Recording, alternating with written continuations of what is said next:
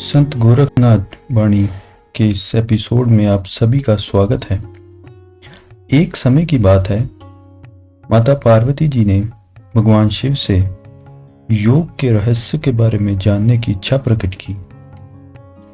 भगवान शिव माता पार्वती जी को लेके एक एकांत स्थल जो कि एक समुद्र तट के किनारे था, वहां पर बैठकर भगवान शिव ने माता पार्वती जी को हठ योग के रहस्य बतलाए।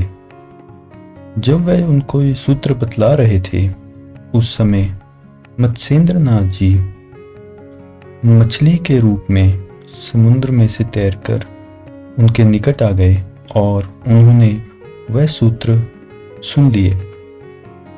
बहुत वर्षों पश्चात जब मत्स्येंद्र नाथ जी तीर्थ स्थल की यात्रा पर थे, तब वे रास्ते में एक ब्राह्मण परिवार के घर में रुके। उस परिवार ने उनकी बहुत सेवा की और मत्स्येंद्र नाथ जी प्रसन्न हुए और उन्होंने कहा कि कोई एक इच्छा मांग लो और मैं उसको पूरी कर दूं।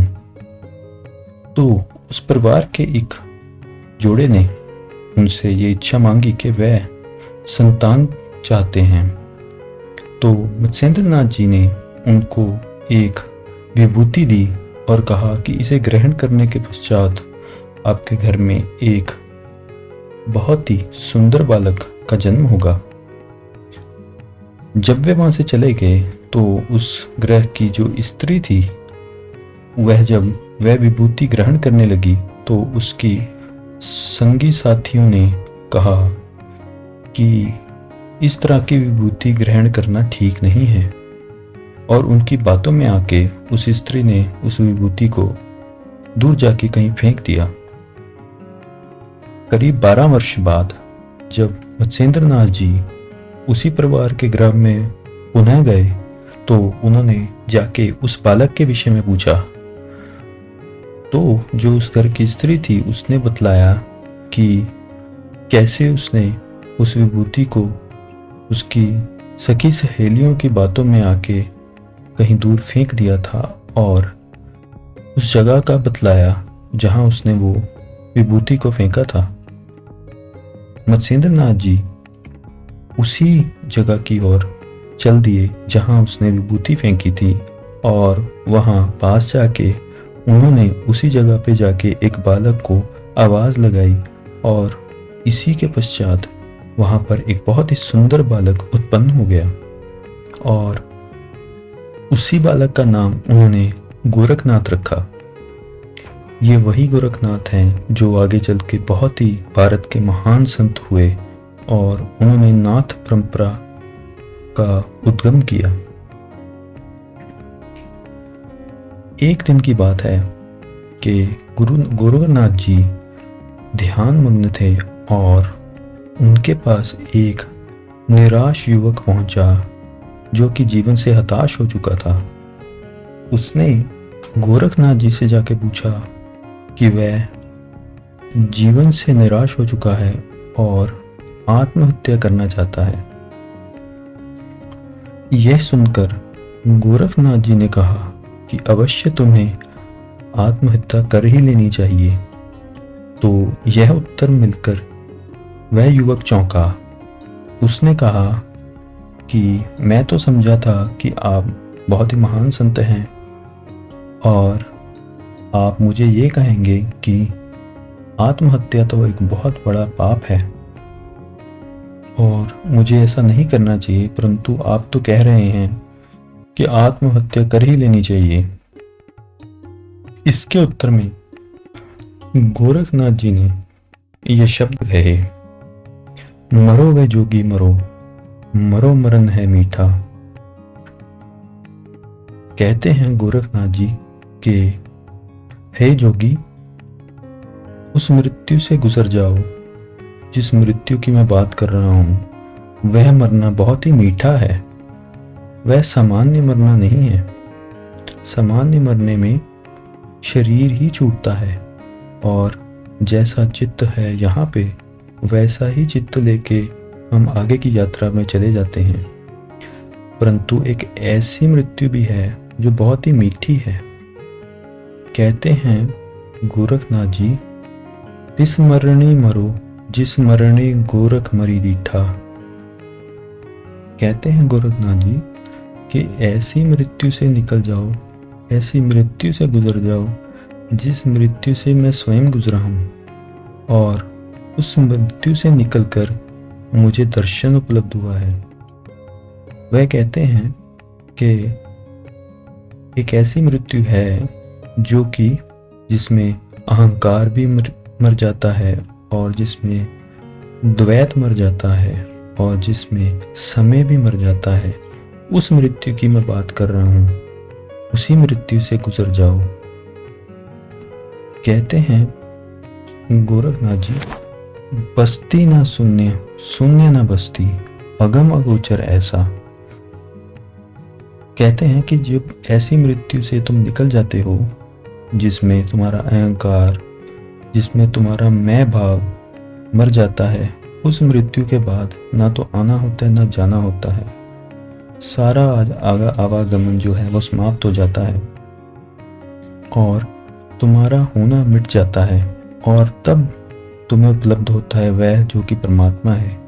जैसे कि बूंद मिट जाए और सागर रह जाए और सागर ही हो जाए, तो वैसा ही मैं मिटने के साथ ही उस मृत्यु से गुजरने के बाद परमात्मा ही मिल जाता है।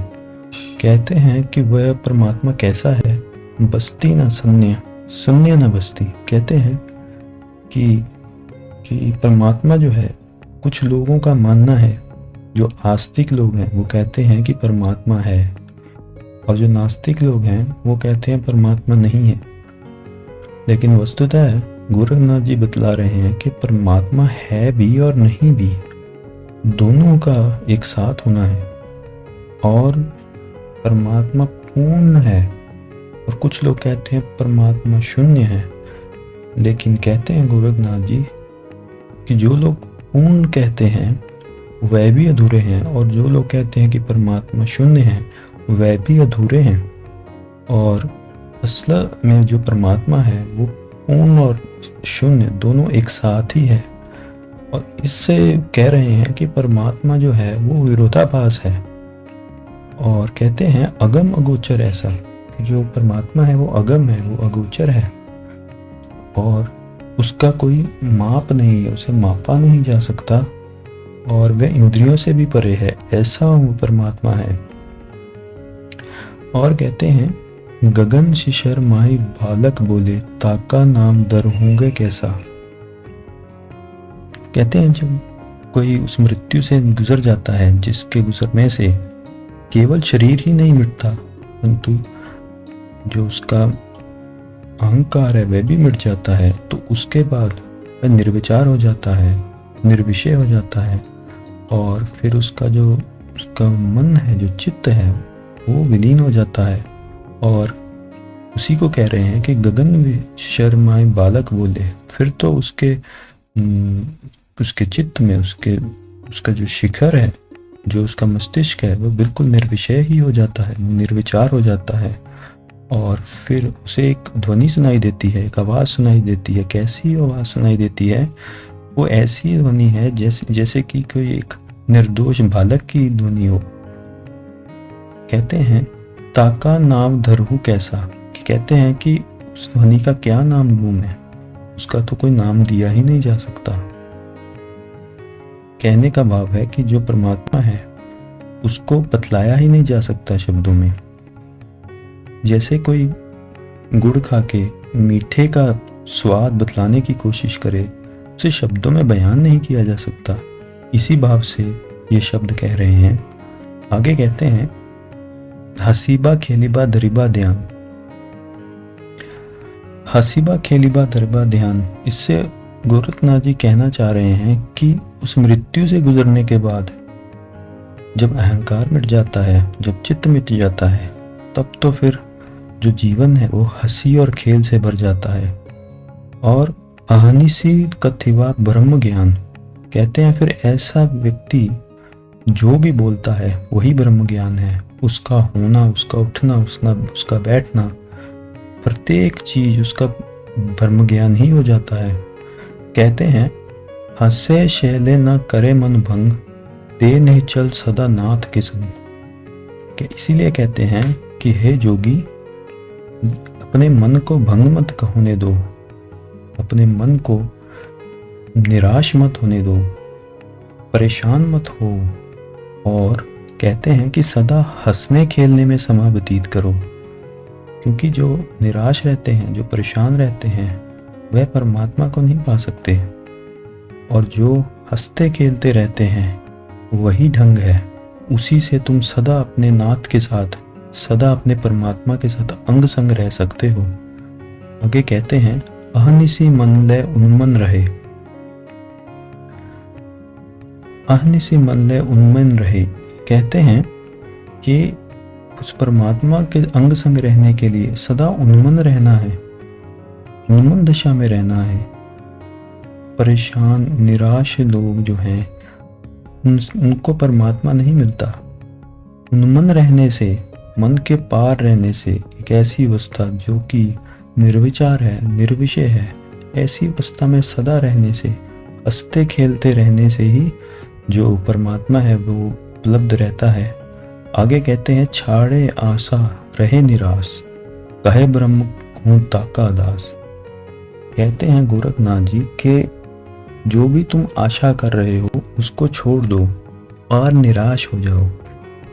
आशा से उनका अर्थ है कि जब भी तुम कुछ चाह रखते हो संसार से, तुमको धन चाहिए, तुमको पद चाहिए, जो भी तुमको बाहर की वस्तु चाहिए, जब तुम ऐसी आशा रखते हो मन में, तब तुम बोझिल हो जाते हो, तब तुम्हारा मन जो है वो पैदा हो जाता है, और फिर तुम उसी आशा को पूरी करते में सुख दुख का अनुभव करने में लग जाते हो। कहते हैं इसीलिए कह रहे हैं कि आशा जो है उसको त्याग दो और निराश हो जाओ। निराश होने का अर्थ परेशान होना नहीं है, निराश होने का अर्थ है कि तुम आशा को छोड़ दो। आशा को छोड़ते ही तुम मन की पकड़ से मुक्त हो जाते हो, और इसीलिए इसी व्यक्ति को कह रहे हैं कि जो निराश होने को तैयार है, जो आशा छोड़ने को तैयार है, वही मन की पकड़ से बाहर हो जाता है, और ऐसे व्यक्ति को तो ब्रह्म भी उसका दास हो जाता है। बहुत बड़ी बात कह रहे हैं। आगे कहते हैं अर्धे जात ऊर्ध्वे धरे, काम दग्ध जे जोगी करे। कहते हैं कि जो भी जोगी है वह धीरे धीरे अपनी जो ऊर्जा है उसको ऊर्ध्वगमन करने में लगा रहे, और ऐसा योगी जो है, ऐसा व्यक्ति जो है, जो अपनी वासनाएं, जो अपनी काम की वृत्तियां हैं, जो मन के नीचे जाने का जो ऐसी भावनाएं हैं, उनको जो दग्ध कर देता, उनको जो समाप्त कर देता है, और धीरे धीरे अपनी ऊर्जा को ऊर्ध्वगमन, ऊपर के चक्रों पर ले जाने में सक्षम होता है, उसी की बारे में इशारा कर रहे हैं। आगे कहते हैं तजे अलंगन काटे माया, ताका विष्णु छा ले पाया। कहते हैं कि जो भी बाहर का संसारिक सुख है उसको तजना है, तभी माया जो है वो कटती है। माया है, मोह है, इस सभी को काटना होता है, और जो बाहर की वस्तुएं हैं उनको तज कर ही जब व्यक्ति निखरता है, तो ऐसे व्यक्ति का जो है तो विष्णु भी उसके पास आके उसके दास हो जाते हैं। कहते हैं मरो है जो कि मरो, मरो मरण है मीठा, तिस मरणी मरो, जिस मरणी गोरख दी। आज इतना ही।